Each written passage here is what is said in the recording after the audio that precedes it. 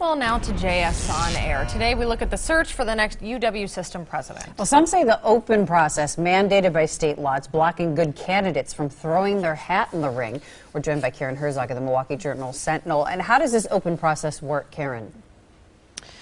Well, at the point that the Board of Regents search committee narrows the field down to 5 candidates, which has happened at this point, they're going to publicly announce those names next week on January 2nd.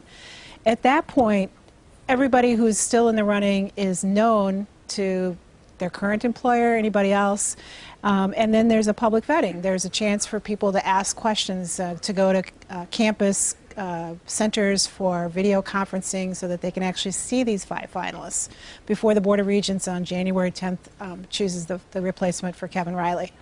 Well, is there a precedent that's been set where this has been a bad thing, that someone's been fired before? Because in theory, it sounds good that everyone knows who's here and, you know, who's in the ring, and transparency seems like it would be a good thing ultimately.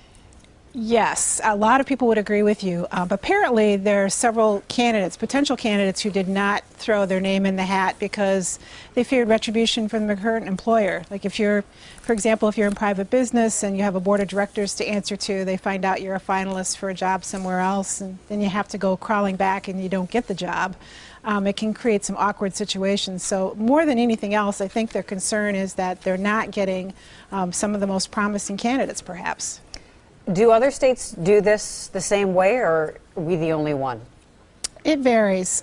There's several universities around the country, university systems, public university systems, have been trying to close their process for the same reason. And it's not just private industry, people who want to apply for these jobs.